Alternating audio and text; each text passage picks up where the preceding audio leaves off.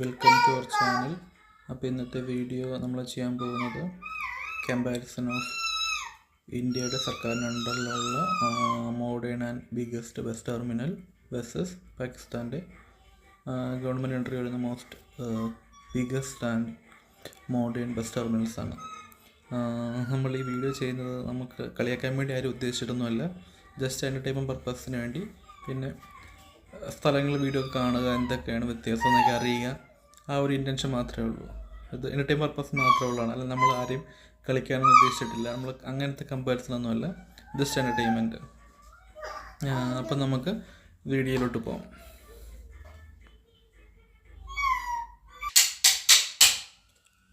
അപ്പോൾ നമുക്ക് പാകിസ്ഥാൻ്റെ വീഡിയോ കാണാം. ഇതിൽ ലാഹോറിലുള്ള അതാണ് പാകിസ്ഥാനിലെ ഏറ്റവും biggest and modern bus stand എന്ന് പറയുന്നത്. നമുക്ക് വീഡിയോയിലേക്ക് കിടക്കാം. അപ്പോൾ ഈ കാണുന്നത് അദ്ദേഹം കൈകൊണ്ട് കാണിക്കുന്ന സ്ഥലമാണ്. ഒരു സ്ഥലത്തുള്ളത് വണ്ടിയുടെ പാർക്കിങ്ങും മറ്റും. മറ്റേ കാണുന്നതാണ് ജനറൽ ബസ് സ്റ്റാൻഡ്, വലിയ ബസ് സ്റ്റാൻഡ് അവിടെ കാണുന്നതാണ്. സ്ഥലം കണ്ടിട്ട് കുഴപ്പമില്ല, നമ്മുടെ സ്ഥലങ്ങൾ ഇങ്ങനെയൊക്കെ ഉണ്ട്. ചുമ്മാ വണ്ടി ഓടിക്കുകയാണ്, ആർക്കും പ്രത്യേകിച്ച് റൂൾസ് ആൻഡ് റെഗുലേഷൻസ് ഒന്നുമില്ല. ഇത് എൻട്രിയാണ്, ബസ് സ്റ്റാൻഡിലോട്ടുള്ള എൻട്രിയാണ്. ഈ റോഡ് വഴി കയറി പോകുന്നത്, ഇടതും വലതും എല്ലാം ആൾക്കാരെ ഓവർടേക്ക് ചെയ്യുന്നുണ്ട്.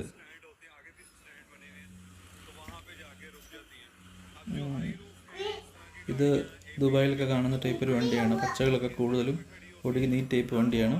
ഇതാണ് അവരുടെ ബസ് സ്റ്റാൻഡിൻ്റെ ഉൾവശമാണ്.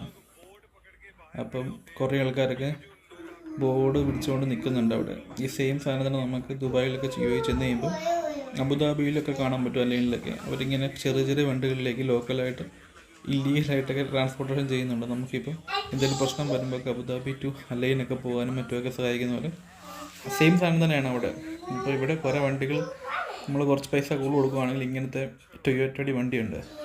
ഈ വണ്ടിയിൽ അവർ ട്രാൻസ്പോർട്ടേഷൻ നമ്മൾ പോകുന്ന സ്ഥലങ്ങളിൽ എത്തിച്ച്. അപ്പോൾ നമുക്ക് പരിചയമില്ലാത്ത 5-6 പേര് അവിടെ ചെന്ന് ഇവർ ഇന്ന സ്ഥലത്തുള്ള വണ്ടിയെന്ന് പറയുമ്പോൾ നമ്മൾ അവരോട് സംസാരിച്ച ശേഷം റേറ്റ് ഫിക്സ് ചെയ്തിട്ട് ഈ വണ്ടികൾ നമുക്ക് പല സ്ഥലത്ത് അവരാക്കി തരും. അപ്പോൾ എല്ലാവരോടും ഷെയർ ചെയ്തിട്ട് ഒരാൾക്ക് ഇത്ര പ്രൈസ് എന്ന് പറഞ്ഞായിരിക്കും കയറുന്നത്.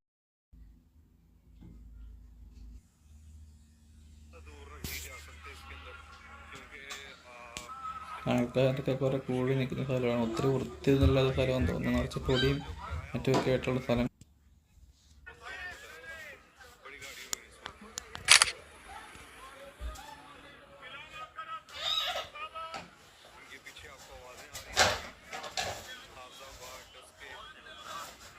നിറച്ച് സ്കൂട്ടറുകളും മറ്റുമൊക്കെ ഉള്ളിൽ കൂടെയൊക്കെ പോകുന്നുണ്ട്. അപ്പോൾ ബസ് സ്റ്റാൻഡിനകത്ത് ഇങ്ങനെ ഫുഡ് കഴിക്കാനുള്ള സൗകര്യങ്ങളൊക്കെ ഉണ്ട്. സീറ്റിംഗ് ഫെസിലിറ്റീസ്, ഇങ്ങനെ ചെറിയ ചെറിയ കടക്കാർ കാര്യങ്ങളൊക്കെ ഉള്ള ബസ് സ്റ്റാൻഡാണ്. മോസ്റ്റ് മോഡേൺ ബസ് സ്റ്റാൻഡിൽ ഇങ്ങനെയൊക്കെയാണ്. ഇങ്ങനെ ഹൈജീനിക് എന്ന് പറയാൻ പറ്റത്തില്ല. ഇങ്ങനെ ഓപ്പൺ ആയിട്ടുള്ള സ്ഥലത്ത് ഫുഡ് വിൽക്കുന്നു.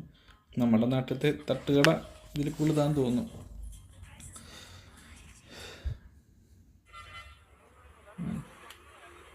ബസ് സ്റ്റാൻഡ് ഉൾവശമാണ്. പ്രോപ്പറായിട്ടുള്ള റൂൾസ് ആൻഡ് റെഗുലേഷൻസും കോർഡിനേഷനൊന്നും ഇല്ലെന്ന് തോന്നുന്നു. അതായിരിക്കും ഇങ്ങനെ. അപ്പോൾ അവിടെ യാത്രക്കാർക്ക് ഇവിടെ നിന്നൊക്കെ ഫുഡ് മേടിച്ച് കഴിക്കാം, റെസ്റ്റ് എടുക്കാം. ഇതൊക്കെയാണ് അവിടുത്തെ ട്രാവൽ ഫെസിലിറ്റിയാണ്. അപ്പോൾ ആൾക്കാർ നടക്കുന്ന ഇങ്ങനെയൊക്കെയാണ്. മണ്ണും ഇതൊക്കെ പിടിച്ച കാര്യങ്ങളൊക്കെയാണ്. ഇതൊരു ആ ബസ് സ്റ്റാൻഡിന് ഒരു ചെറിയ സൈഡാണെന്നാണ് പറയുന്നത്, മെയിൻ സൈഡല്ല. ഇതിൽ പോകുന്നതിന് 120-150 രൂപയൊക്കെയാണ് അവിടുത്തെ മൂല്യം കുറവായതുകൊണ്ടാണ് ആ ഒരു റേറ്റിനാണ് ഇവർ സഞ്ചരിക്കുന്നത്. പിന്നെ ഇതൊക്കെയാണ് അവിടുത്തെ ബസ്സുകൾ. അവിടെ നല്ല ബസ്സുകളും ഉണ്ട്, ചീത്ത ബസ്സുകളും ഉണ്ട്, എല്ലാ ടൈപ്പ് ബസ്സുകളും ഉണ്ട്. പഴയ ബസ്സൊക്കെ ആണെങ്കിലും എല്ലാം ഉണ്ട്. 50 വർഷമുള്ള ബസ്സുകളും എല്ലാം ഉണ്ട്. അപ്പോൾ കൊണ്ടുവിടാൻ വരുന്ന ആൾക്കാരുടെ വണ്ടിയും മറ്റുമൊക്കെയാണിത്. ബസ് സ്റ്റാൻഡിനകത്തൊക്കെ എല്ലാവരും വണ്ടിക്ക് കയറ്റിക്കൊണ്ട് ഡ്രോപ്പ് ചെയ്യാനും അങ്ങനെയൊക്കെയുള്ള സ്ഥലങ്ങളാണ് ഉള്ളത്. ദേവു എന്ന് പറയുന്നൊരു വണ്ടിയാണ്. ഇത് ദുബായി കണ്ടിട്ടുണ്ട് ഈ വണ്ടി. നമ്മുടെ നാട്ടിൽ ഇതിൻ്റെ ഒരു TV ഒരിടയ്ക്ക് ഇറങ്ങിയായിരുന്നു, പിന്നെ അത് ക്യാൻസൽ അടിച്ചു. ഇപ്പോൾ അതില്ലെന്ന് തോന്നുന്നു. ദേവു വലിയ കമ്പനിയാണ്. അവർക്ക് കാറും വണ്ടികളും ലോറിയൊക്കെ ഉള്ളതാണ്. ഇവിടെ ഇന്ത്യയിൽ കുറവാണെന്നുള്ളതെന്ന് തോന്നുന്നു.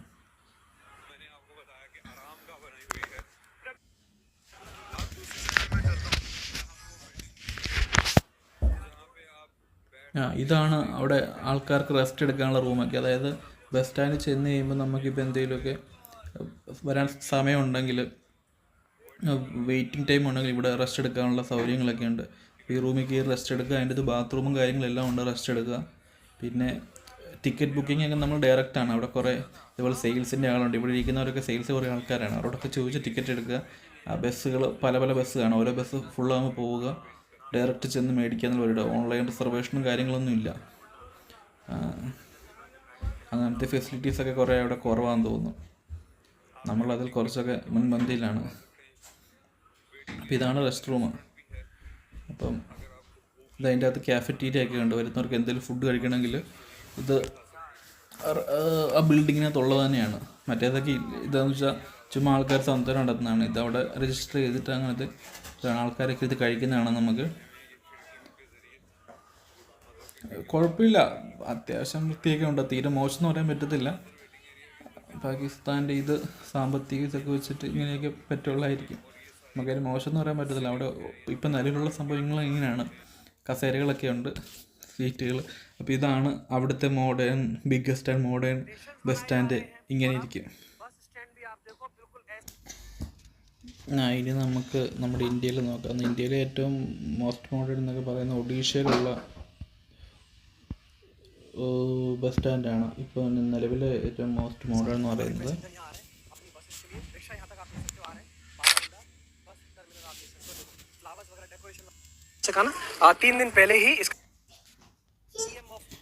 ഇതാണ് നമ്മുടെ ഒഡീഷയിലെ ഏറ്റവും വലിയ ബസ് സ്റ്റാൻഡിൻ്റെ ഫ്രണ്ടാണ് കാണുന്നത്. ഇത് ഇനാഗ്രേഷൻ ചെയ്ത ഉടനെ തന്നെ ഇവരെടുത്ത വീഡിയോ ആണിത്. 200 ജേണൽസ് പറഞ്ഞ ചാനൽ പബ്ലിഷ് ചെയ്തിരിക്കുന്ന വീഡിയോ ആണിത്. അപ്പോൾ അതിൻ്റെ ഇതാണ് ഇൻറ്റീരിയറൊക്കെ അടിപൊളിയാണ്. ഇതാണ് ഇൻറ്റീരിയർ. നമ്മൾ എയർപോർട്ടിലെ കാണിക്കുന്നത് തന്നെ അതിൻ്റെ അകത്ത് ബോർഡുകളും കാര്യങ്ങളും ഡിസ്പ്ലേസും എല്ലാം ഉണ്ട്. വെന്റിലേഷൻ സിസ്റ്റത്തും എല്ലാം ഉണ്ട്. അത് AC ഫുള്ള് ഡക്റ്റുകളൊക്കെയാണ് ഡിസൈൻ ചെയ്തേക്കുന്നത് കോസ്റ്റ് കുറയ്ക്കാൻ വേണ്ടി. അതിൻ്റെ ഡിസൈൻസൊക്കെയാണ് കാണിച്ചേക്കുന്നത്. എയർപോർട്ടിലുള്ള സെയിം വ്യൂ തന്നെയാണ് കാണിക്കുന്നത്. ഇതാണ് ബസ് സ്റ്റാൻഡ്. ഓപ്പൺ ചെയ്ത ഉടനെ ആയതുകൊണ്ട് ഇതിങ്ങനെ കിടക്കുന്നു. മെയിൻ്റനൻസും കാര്യങ്ങളൊക്കെ ചെയ്ത് ഇതുപോലെ തന്നെ കീപ്പ് ചെയ്യുമായിരുന്നെങ്കിൽ നല്ലതായിരുന്നു.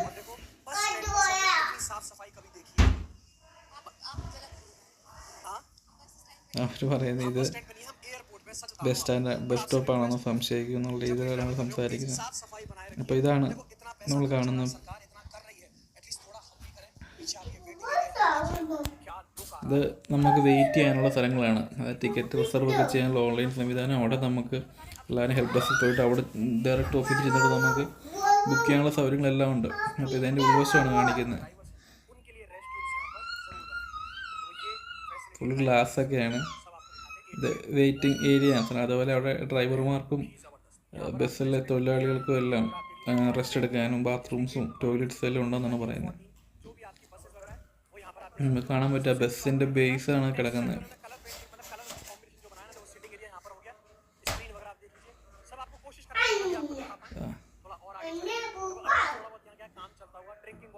സെയിം ഒരു എയർപോർട്ട് ഫെസിലിറ്റി തന്നെയാണ്. അതായത് ഇത് ഉദ്ഘാടനമൊക്കെ കഴിഞ്ഞുള്ളൂ. ഉദ്ഘാടനം കഴിഞ്ഞ് 5-6 ദിവസമായപ്പോൾ എടുത്ത വീഡിയോ. അതാണ് ഈ പൂക്കളും എല്ലാം ഇവിടെ കാണുന്നത്. അവിടുത്തെ മന്ത്രി ഉദ്ഘാടനം ചെയ്ത് 3 ദിവസമായതുള്ളതെന്നാണ് ആദ്യം അവർ പറയുന്നത്. എക്സിറ്റും എല്ലാം കാണിക്കുന്നുണ്ട്. എൻട്രി എക്സിറ്റും എല്ലാം.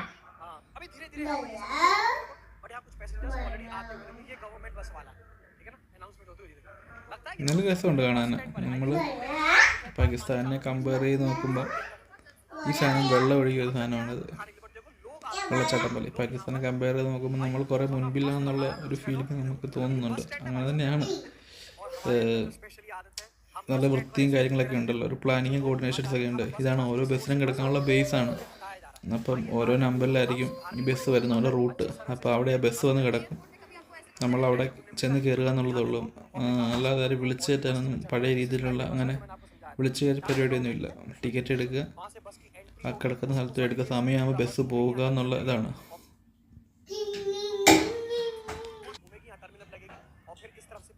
ഒരു ബസ് വരുന്ന കാണാം. കുറേ ഏരിയ ഉണ്ട്. അത് വലിയ ബസ് സ്റ്റാൻഡാണ്. guess लीड्स का बस स्टैंड था, बिल्कुल ऐसा ही बस स्टैंड आपको वहाँ पर, और बीच में आप देखो इन्होंने क्या ग्रीनरी जबरदस्त बनाई हुई है भाई, कहना पड़ेगा ओडिशा वालों, और स्पेशली जो എല്ലാം കറക്റ്റായിട്ട് നല്ല ഡിസൈൻ തന്നെയാണ്. ഫുള്ള് കർബ് സ്റ്റോൺസും ലൈൻ മാർക്കിങ്സും എല്ലാം ഉണ്ട്. ആരോസും അങ്ങോട്ടും ഇങ്ങോട്ടും ഉള്ള entry exit 11th number turns എല്ലാം കൊടുത്തിട്ടുണ്ട് കറക്റ്റായിട്ട്. പിന്നെ നമ്മൾ കയറി വരുമ്പോഴേക്കാണ് ഫ്രണ്ടിലൊക്കെയാണ് കുറേ ഗാർഡൻസും ഗ്രീനറിയൊക്കെ നല്ലതായിട്ട് സെറ്റ് ചെയ്തിട്ടുണ്ട്. അതിൻ്റെ ഉൾവശമൊക്കെ ഇൻറ്റീരിയർ കണ്ടില്ലേ, ഒരു പോഷ് ലുക്കുണ്ട്, ലക്ഷറി ടൈപ്പാണ്. ഇതിൻ്റെ ഫ്രണ്ടാണ് അവർ ഇറങ്ങിപ്പോയത്, നമ്മൾ കയറിയപ്പോൾ ഉണ്ടായിരുന്നല്ലോ.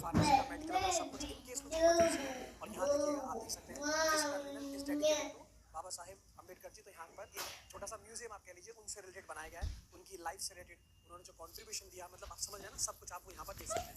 प्लस ये हो गया एकदम लाजवाब कैफे. आप इंटीरियर देखो, बाहर से अगर देखोगे मेन्यू अगर आप देख लीजिएगा, ഇത് റെസ്റ്റോറൻറ്റും കാര്യങ്ങളൊക്കെ കുറേ വരുന്നുണ്ടെന്ന് തോന്നുന്നു. ഓപ്പൺ ആയതുള്ളതുകൊണ്ട് വരുന്നുള്ളൂ. അതിനുള്ള ഫെസിലിറ്റിയും കാര്യങ്ങളൊക്കെ ഉണ്ട്. ये टर्मिनल बताइए लगभग कितने पैसेंजर हैंडल कर सकता है? ऑलमोस्ट 50,000 to 80,000 के अराउंड पैसेंजर्स को स्ट्रेच. और कितनी buses? Odisha 800 buses, that is also every day I think 100 के अराउंड टर्मिनल्स और है जहाँ पे बस की पार्किंग आप कर सकते हैं. पार्किंग कर सकते हो. देखो ग्रैंड स्केल पर बनाया गया ना, यहाँ पर आपको दिखाएगा ये देखो, यहाँ पर ये पूरा शॉपिंग वगैरह इनकेस अगर आप करना चाहो, यहाँ पर देखो ये फूड एरिया है, फिलहाल क्या है आपको लाइट वगैरह फिलहाल सुबह का सीन है, देखो आप देख सकते हो. ആൾക്കാർക്ക് ഇരുന്ന് ഭക്ഷണം കഴിക്കാനുള്ള സൗകര്യങ്ങളൊക്കെ നമ്മൾ ലുലു മാളിലൊക്കെ ഇപ്പോൾ കാണത്തില്ല. ക്യാഫറ്റീരിയ അല്ലാതെ അവിടെ തന്നെ ഇരുന്ന് കഴിക്കാനുള്ള സൗകര്യം റെസ്റ്റോറൻറ്റ്സ് ഒക്കെ വരുന്നുണ്ട്. छोटा सा मेन्यू आपको दिखा दूँ, यहाँ पर शॉपिंग वगैरह हो गई, खाने पीने का एक छोटा सा मेन्यू मैं आपको दिखा रहा हूँ, विद प्राइसेस आप देख लीजिएगा, ये जो भी ऑप्शंस आपको लेने हो, और डिपेंडिंग आप कब आ रहे हो, प्राइसेस मेन्यू सब हो सकता है. എയർപോർട്ട് തന്നെ സെയിം അങ്ങനെ സെയിം എയർപോർട്ടിൽ ഇങ്ങനെ തന്നെയാണ്. ചെറിയ ചെറിയ അതിൻ്റെ ഉള്ളിൽ ഇരിക്കുന്ന കഴിക്കാനുള്ള സൗകര്യങ്ങൾ, ചെറിയ ചെറിയ റെസ്റ്റോറൻറ്റും കാര്യങ്ങളൊക്കെ ഉണ്ട്. പിന്നെ ഇതിനകത്ത് പോരാത്തതിന് നമ്മൾ ഈ കുട്ടികൾക്ക് കളിക്കാൻ വേണ്ടി ഗെയിമിംഗ് ഏരിയ ഒക്കെ ഉണ്ട്, കിഡ്സ് പ്ലേ ഏരിയ. ഈ സാധനം ഇത് റബ്ബറിൻ്റെ സാധനമാണ്, പിള്ളേർ ചാടുമ്പോൾ കാലിലൊന്നും പരിക്ക് പറ്റാതെ തന്നെ കോളം കാണിച്ചേക്കുന്നത്. റബ്ബർ ഫ്ലോറിംഗ് ആണത്. और प्रॉपर्ली जो यूज़ करना है, देखो प्रॉपर्ली इसको यूज़ किया है, यहाँ पर आप पूरा നമുക്ക് കുട്ടികളൊക്കെ ബോറടിക്കാതിരിക്കാൻ കുട്ടികളെ അതിൻ്റെ തിരക്കെടുത്ത് നമുക്കിവിടെ വെയിറ്റ് ചെയ്യാം. അപ്പോൾ അവരൊരു അതിനകത്ത് എൻജോയ് ചെയ്തോളും, फर्स्ट फ्लोर पे हम आए, അവർക്കും ഒരു എൻ്റർടൈൻമെൻ്റ് ആയിരിക്കും. टर्मिनल का आपको यहाँ पर देखना ഒത്തിരി ഉണ്ട്, ഇത് കുറേ ഏരിയ ഉണ്ട്. ഇത് ചെറുതൊന്നുമല്ല, സെയിം എയർപോർട്ട് സംവിധാനം തന്നെയാണ്. यहाँ पर इतना कुछ है आप. हाँ इनॉग्रेट हुआ है, इसलिए जो शॉप्स हैं सेंटर्स हैं वो अभी बंद हैं. अभी वहाँ पर कुछ नहीं है. आने वाले फूड कोर्ट भी वहाँ पर ओपन होगा, ठीक है. आप पीछे आप देखोगे पूरा ये दिख रहा होगा, आपको जो दिखाया था ഇന്ത്യയിൽ എനിക്ക് ഇഷ്ടപ്പെട്ടു, അടിപൊളി ഇന്ത്യയിൽ റൂഫൊക്കെ കണ്ടില്ലേ. कुछ होता होगा आपके लिए. വലിയ വലിയ 5 സ്റ്റാർ ഹോട്ടലൊക്കെ പോലെയൊക്കെയാണ് ചെയ്ത് വെച്ചേക്കുന്നത്. സർക്കാരിൻ്റെ എന്ന് വെച്ചാൽ അവരൊന്നും കുറച്ചല്ല, എല്ലാം നല്ല. साइनिंग ऑफ फ्रॉम 200 जर्नीज आप ये आप देख रहे हो पूरा. अब देखो यार इतना बड़ा प्रॉपर्टी एक्सप्लोर करेंगे, इतना बड़ा एक्सप्लोर करेंगे, टाइम അപ്പോൾ അത്രയുള്ള വീഡിയോ. देखिए. അപ്പോൾ എല്ലാവരും വീഡിയോ എൻജോയ് ചെയ്തെന്ന് കരുതുന്നു. Thank you.